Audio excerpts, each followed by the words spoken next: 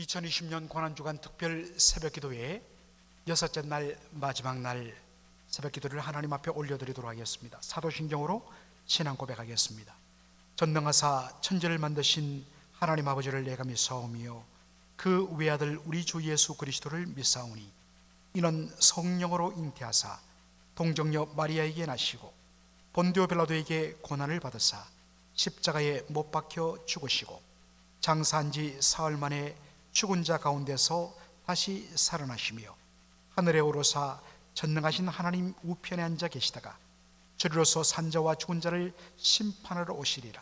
성령을 믿사오며 거룩한 공의와 성도가 서로 교통하는 것과 죄를 사하여 주시는 것과 몸이 다시 사는 것과 영원히 사는 것을 믿사옵나이다. 아멘. 찬송가 91장입니다.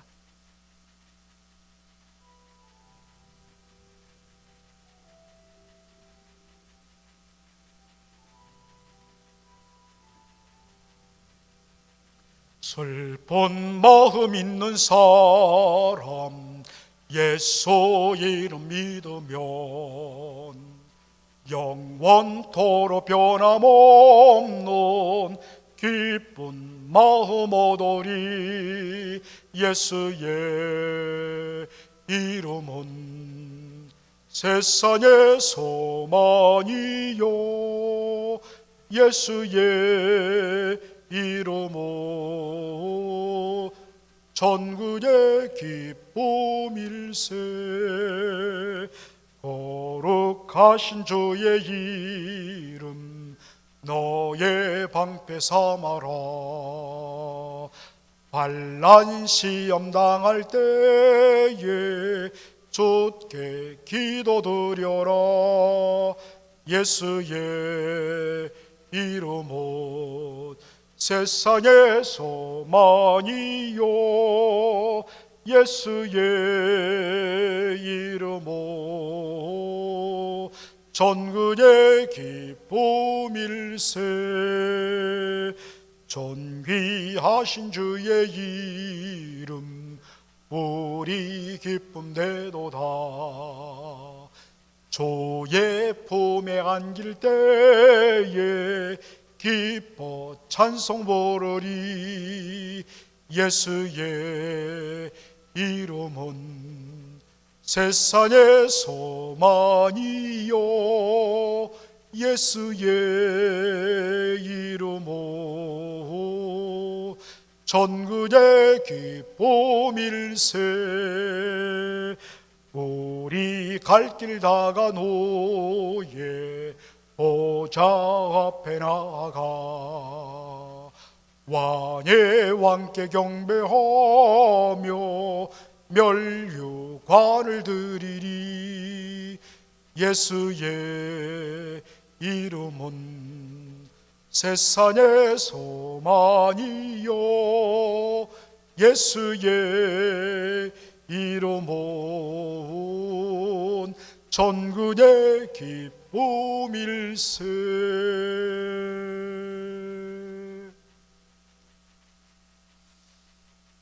하나님 우리 아버지, 지난 한 주간도 고난주간 특별 새벽교회로 저희들 매일 새벽과 아침마다 깨워주시며 더욱더 이 고난의 시즌에 우리 주님의 고난을 묵상하며 함께 십자가의 은혜를 누리게 하여 주시니 감사합니다.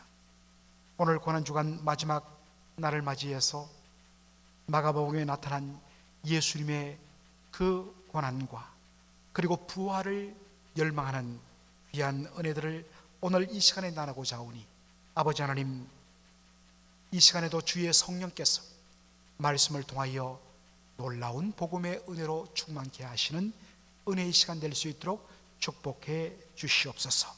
예수님의 이름으로 기도하옵나이다. 아멘. 마가복음 15장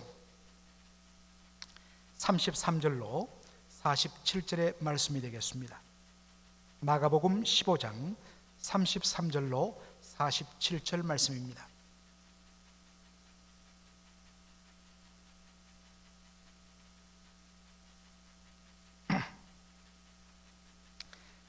15장 33절부터 제가 봉독하겠습니다. 하겠습니다.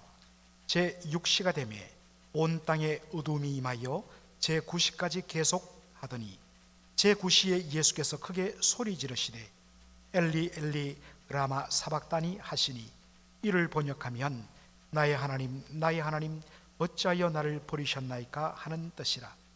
곁에 섰던 자 중 어떤 이들이 듣고 가로되 보라 엘리야를 부른다 하고 한 사람이 달려가서 해중에 신 포도주를 머금게 하여 갈대에 꿰어 마시우고 가로되 가만두어라, 엘리야가 와서 저를 내려주나 보자 하더라. 예수께서 큰 소리를 지르시고 운명하시다. 이에 성소 휘장이 위로부터 아래까지 찢어져 둘이 되니라. 예수를 향하여 섰던 백부장이 그렇게 운명하심을 보고 가로되 이 사람은 진실로 하나님의 아들이었도다 하더라. 멀리서 바라보는 여자들도 있는데 그 중에 막달라 마리아와 또 작은 야고보와 요새의 어머니 마리아와 또 살로메가 있었으니, 이들은 예수께서 갈릴리에 계실 때에 조차 섬기던 자요 또 이 외에도 예수와 함께 예루살렘에 올라온 여자가 많이 있었더라. 이날은 예비일 곧 안식일 전날이므로 저물어 설 때에 아리마대 사람 요셉이 와서 당돌이 빌라도에게 들어가 예수의 시체를 달라하니, 이 사람은 존귀한 공회원이요 하나님의 나라를 기다리는 자라. 빌라도는 예수께서 벌써 죽었을까 하고 이상히 여겨 백부장을 불러 죽은 지 오래냐 묻고, 백부장에게 알아본 후에 요셉에게 시체를 내어주는지라. 요셉이 세마포를 사고 예수를 내려다가 이것으로 싸서 바위 속에 판 무덤에 넣어두고 돌을 굴려 무덤 문에 넣으매, 때에 막달라 마리아와 요셉의 어머니 마리아가 예수 둔 곳을 보더라. 아멘.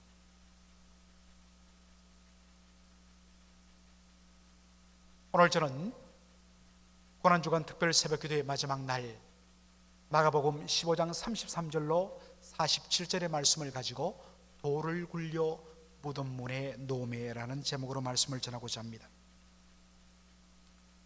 예수님께서 십자가에 달려 죽으셨을 때에 그 곁에 있었던 사람들을 마가복음 15장 40절로 41절은 이렇게 소개합니다.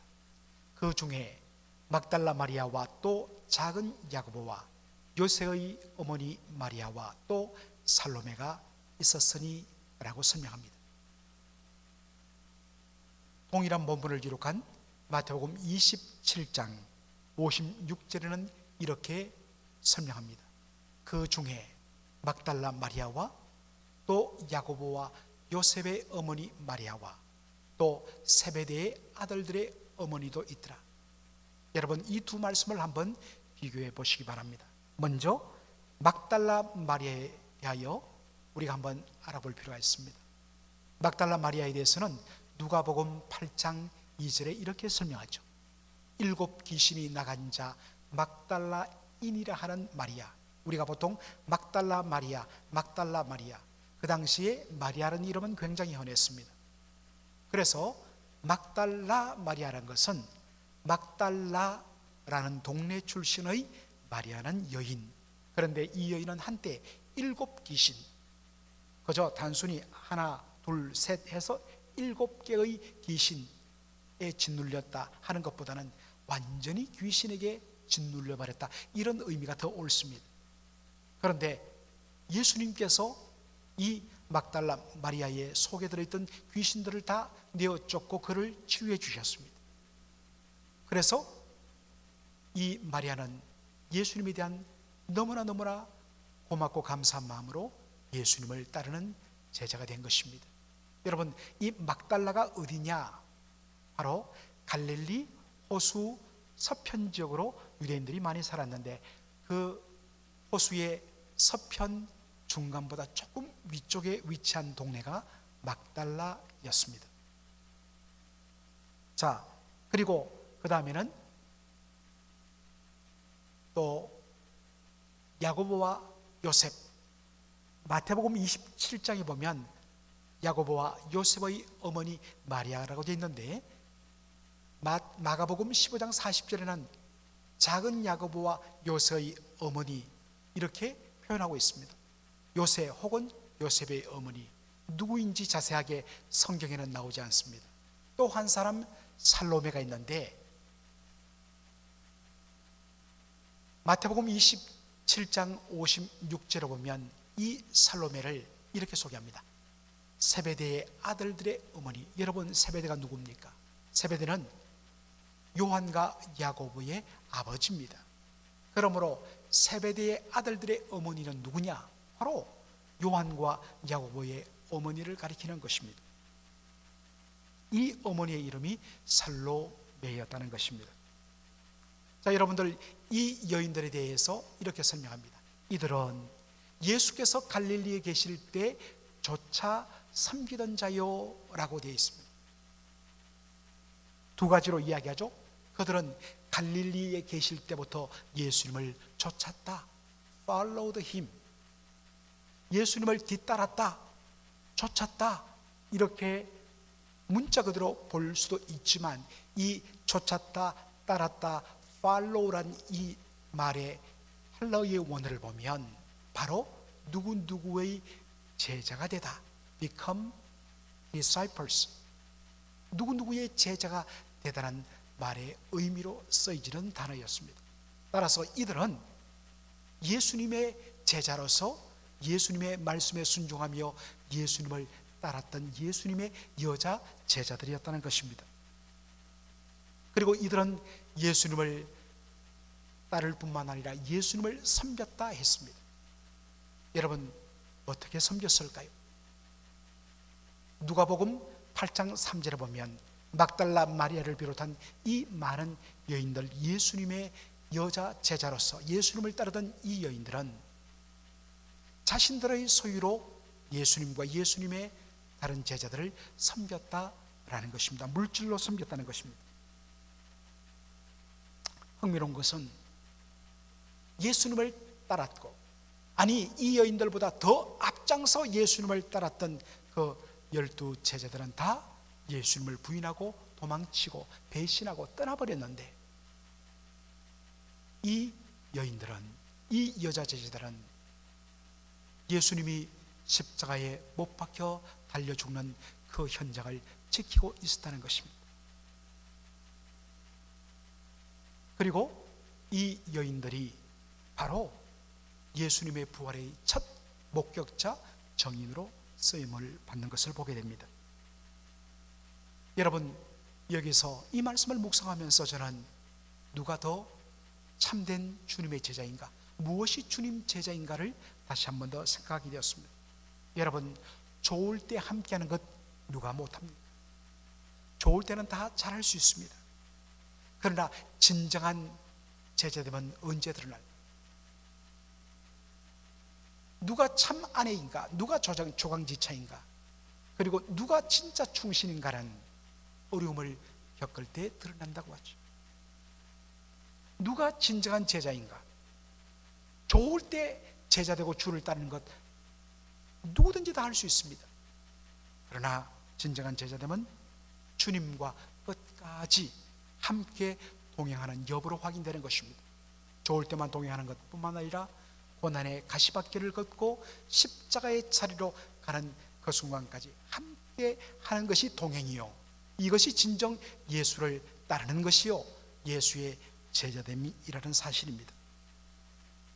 그리고 진정한 제자의 모습은 말로만, 입술로만 예수님 사랑하고 섬기는 것이 아니라 자신의 전 소유와 자신의 전 존재를 들여서 그 주님을 위하여 그렇게 드리며 섬기는 것, 이게 진짜 섬김이요, 진정한 헌신을 하는 것입니다. 요한일서 3장 18절에 1세기 성도들을 향하여 사도 요한이 이렇게 권면합니다. 자녀들아, 우리가 말과 혀로만 살아가지 말고 오직 행함과 진실함으로 하지. 진짜 섬긴다는, 진짜 사랑한다는 것은 말과 혀로 때우는 것이 아닙니다. 우리의 마음이 있는 곳에 물질이 있다 했습니다. 주를 위하여 진정 그렇게 물질로 우리의 시간을 들여, 아니 이것뿐만 아니라 우리의 전 존재를 들여 주님께 우리의 모든 것을 드리는 것, 이것이 진짜 참된 섬김이라고 성경은 이야기하고 있습니다. 사랑하는 성도 여러분, 여러분들은 어떤 의미의 제자이십니까? 여러분은 어디까지 주님을 따라가는 제자입니까? 좋을 때만 주님을 따르고 아무런 문제 없을 때만 주님을 따르는 것이 아니라 십자가의 자리까지 함께 나가야만 우리는 부활의 영광도 함께 누릴 수가 있는 것입니다. 예수님 말씀하셨습니다. 누구든지 나를 부인하는 자는 나도 천사와 함께 영광 가운데 임할 때 하나님 아버지 앞에서, 천부 앞에서 너희를 부인할 것이다 라고 말씀합니다. 그러나 누구든지 끝까지 나를 시인하는 자, 내가 내 영광 가운데 올 때에 내 아버지 앞에서 저를 시인하겠다고 말씀하십니다. 여러분은 어떤 의미의 제자입니까? 여러분은 어디까지 주님을 따라가고 계십니까? 마가복음 15장 42절에 이렇게 말씀합니다. 이날은 언제입니까? 예수님이 십자가에 못 박혀 죽으신 날입니다. 이날은 예비일 곧 안식일 전날이므로 저물었을 때에 라고 합니다. 저물었다는 이 말은 완전히 어둑어둑 해가 다 져버리고 그렇게 어둑어둑캄캄함이 다가온다는 의미보다는 이제 저녁으로 향하고 있던 시점이라는 뜻입니다. 대략 오후 4시부터 5시 사이를 가리킵니다. 여러분들, 유대인들의 하루 개념은 우리는 아침에 새벽에 해가 떴을 때부터 하루가 시작되었다고 이야기하는데, 유대인들은 바로 해가 지고 저녁이 되었을 때부터 하루가 시작된다고 믿었습니다. 그래서 창세기 1장도 보면 저녁이 되고 아침이 되면 이는 첫째 날이라, 이는 둘째 날이라 그렇게 말하는 것입니다.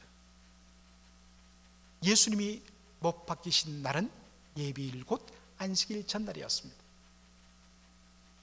보통 안식일 날은 시간 순서상 토요일입니다. 그러므로 안식일 전날이라는 것은 바로 금요일을 말하죠. 이 날은 안식일을 준비하는 날이라 해서 예비일로 불렸습니다. 안식일이 시작되면 그 어떤 일도 할 수가 없습니다. 그렇게 되면 예수님의 시신을 그대로 십자가에 방치한 채 하루를 보내게 됩니다. 도저히 그것은 있을 수가 없는 일입니다. 그런데 그 누구도 예수님의 시신을 달라고 요구하는 이가 없었습니다. 왜 그럴까요? 예수님은 유대인의 왕의 제목으로, 곧 로마 제국에 대한 반역자의 그러한 죄목으로 십자가 처형을 당했기 때문에 예수의 십자가를 달라는 것은 곧 나도 예수와 함께 반역을 모의했던 자라는 그러한 누명을 쓸 수 있기 때문에 그 누구도 예수님의 시신을 내어달라고 요구하는 사람이 없었다는 것입니다. 바로 그때 어떤 일이 납니까? 43절, 바로 그때 아리마대 사람 요셉이 와서 당돌이 빌라도에게 들어가 예수의 시체를 달라 하니 이 사람은 존귀한 공회원이요 하나님 나라를 기다리는 자라. 아리마대는 여러 설이 있지만은 이 아리마대는 바로 사무엘이 태어났던 사무엘의 고향 라마다임 소빔이라는 그러한 의견들이 많습니다. 아리마대 출신의 요셉이 당돌이 담대히 빌라도에게 들어가서 예수님의 시신을 달라고 요구합니다. 이 사람에 대해서 설명하는데 이 사람은 존귀한 공회원이라, 영어 성경에는 그냥 Member of the Council로 되어 있는데 이 카운슬은 바로 사내들인 공회를 의미합니다. 유대의 최고 의결기관인 사내들인 공회의 공회원, 그러니까 부와 어떤 면에서는 권세를 다 함께 가진 사람이 아리마대 사람 요셉이었습니다. 예수의 시신을 달라고 요구하다가 그가 가진 모든 명예와 권세와 부귀를 다 잃어버릴 수 있습니다. 그러나 그는 담대히 요구합니다. 왜냐하면 그는 하나님의 나라를 기다리며 사모하는 사람이었기 때문에, 이 땅에서의 삶보다 영원한 하나님 나라의 삶이 더 귀한 가치로 두고 살았던 삶이기 때문에 이 땅의 모든 것 다 잃어도 좋다, 담대한 마음으로 예수님의 시신을 받아온 것입니다.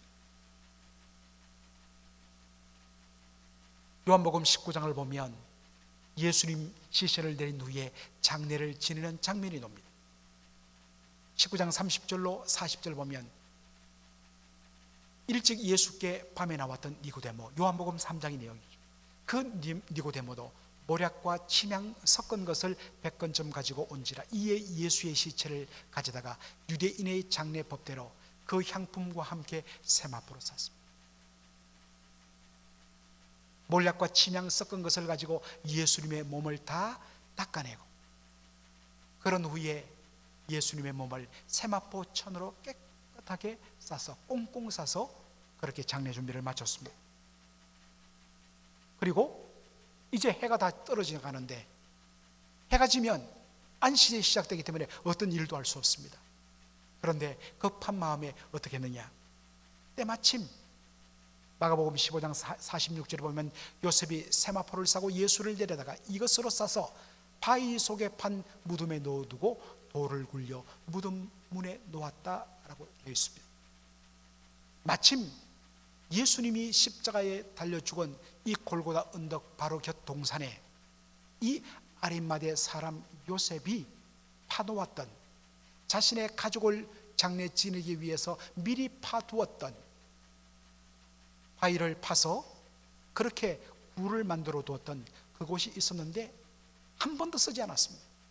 그런데 예수님을 바로 그곳으로 데려가서 예수님을 그렇게 바위를 판 무덤 속에 예수님을 그렇게 넣고 돌을 굴려서 무덤 문에 놓았다라고 하는 것입니다.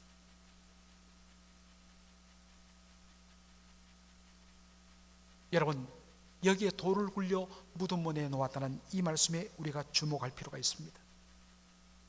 자, 여러분들 우리가 한번 보면요, 그 당시 유대인들은 우리처럼 땅을 파서 매장을 한 것이 아니라 저렇게 바위 속을 파내고 그 속에다가 시신을 장례시키고 그리고 저렇게 생긴 돌을 굴려서 그 바위 무덤문을 막도록 했습니다.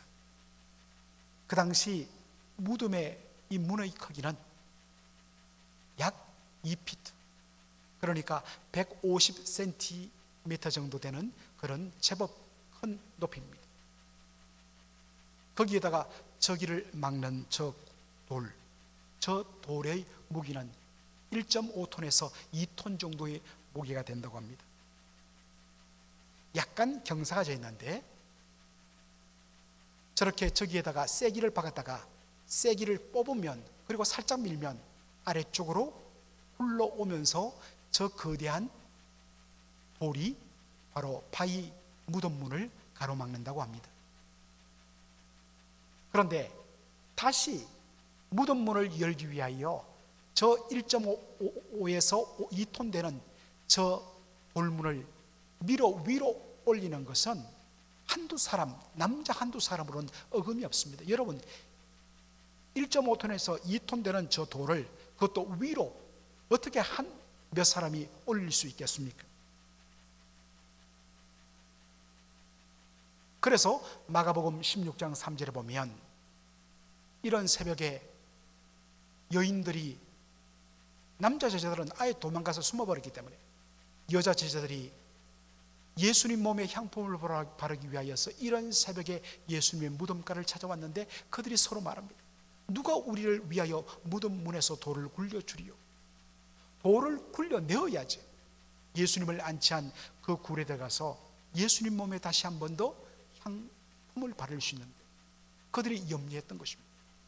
이 부분에 대해서는 내일 제가 부활 주일 예배 때 자세히 말씀을 드리도록 하겠습니다.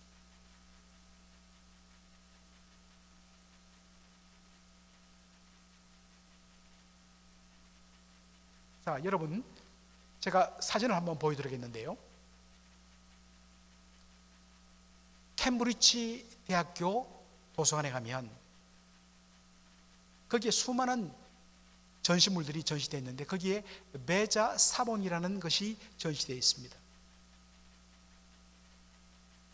AD 5세기경에 기록된 바로 헬라어와 라틴어를 함께 대조해서 기록한 성경 필사본입니다. 이것이 캠브리지 도서관에 그렇게 비치되어 있는데 거기 마가복음 16장 4절 거기에 대한 삽입 구절이 이렇게 되어 있습니다. 사본의 옆에 삽입된 구절이 이렇게 되어 있습니다. 요셉이 아리마대 사람 요셉이 무덤의 문을 20명의 남자도 굴릴 수 없는 큰 돌로 막았다. 아리마대 요셉이 예수님을 넣은 그 무덤을 돌로 막았다 했는데 그 돌에 대해서 설명을 한 겁니다. 20명의 남자도 굴릴 수 없는 큰 돌로 막았다. 조금 과장했겠죠? 그만큼 이것은 몇 사람의 남자로서는 도무지 들어 올릴 수 없는, 밀어 올릴 수 없는 그런 큰 돌이었습니다. 거기다가 예수님, 그렇게 예수님을 넣어둔 그 무덤을 롬 군병들이 무장해서 지켰습니다. 사람들은 생각했습니다. 이제 예수님은 죽음으로 끝났다고 생각했습니다. 그래서 심지어 예수님을 따르던 그 여자 제자들도 예수님 죽음으로 끝난 걸로 알고 예수님의 몸에 향품을 놨고, 그리고 아리마대 사람 요셉도 예수님의 몸에다가 세마포로 꽁꽁 쌌습니다. 그리고 무덤에 넣고 큰 돌로 완전히 봉해버렸습니다. 그러나 여러분, 그 어떤 것도 예수님의 부활을 막을 수는 없었다는 것입니다. 아무리 싸고 아무리 막았더라도 예수님은 3일 후에 사망 권세 이기고 문을 여시고 다시 살아나신 것입니다. 고난주간을 보내고 부활주의를 고대하는 사랑하는 성도 여러분, 이것이 우리에게 주는 놀라운 담대한 메시지가 있다고 생각합니다. 우리를 둘러싼 환경은 참으로 답답하고 캄캄하고 절망적입니다. 언제 이것이 끝날지. 그러나 그 어떤 것도 우리 주님의 부활을 막을 수는 없듯이 고린도후서 4장에 말씀하는 것처럼 우리가 사방으로 우겨쌈을 당할지라도, 사방으로 완전히 에워쌈을 당할지라도 우리는 결코 쌓일 수가 없다는 것입니다. 그 어떤 것도 예수님의 부활을 막을 수 없듯이 그 어떤 것도 하나님이 주시는 우리의 소망을 막을 그 어떤 것도 없다는 것입니다. 마침내 주님 부활하듯이 마침내 우리를 둘러싼, 저와 여러분의 삶을 둘러싼 모든 환경들 결코 우리를 무너뜨릴 수 없다. 이 사실을 여러분 다시 한 번 더 가슴에 품고서 담대하게 주님의 부활을 소망하는 저와 여러분 되기를 주의 이름으로 축원합니다. 아멘. 아버지 하나님, 은혜와 사랑을 감사합니다. 고난주간 특별 새벽기도의 한 주 동안 마가복음 14장부터 15장의 말씀을 묵상하며 우리 주님의 고난을 정말 가슴 깊이 새기며 나 같은 죄인 살리기 위하여 우리 주님 흘리신 그 보혈의 놀라운 공로 인하여 너무나도 감사하고 다시 한 번 더 이 은혜의 감격으로 아버지 하나님여 서게 하여 주시니 감사합니다. 오늘 마지막 말씀을 대하면서 그 어떤 것도 예수님의 부활을 막을 수 없었던 것처럼 아버지 하나님, 우리가 사방으로 우겨쌈을 당하여도 결코 쌓이지 않는 그러한 분명한 확신을 가지고 우리 앞에 놓인 이 어려움들을 믿음의 눈으로 담대히 선포하고 승리하고 나가는 저희들 될 수 있도록 은혜 더하여 주시옵소서. 감사하며 예수님의 이름으로 기도하옵나이다. 아멘.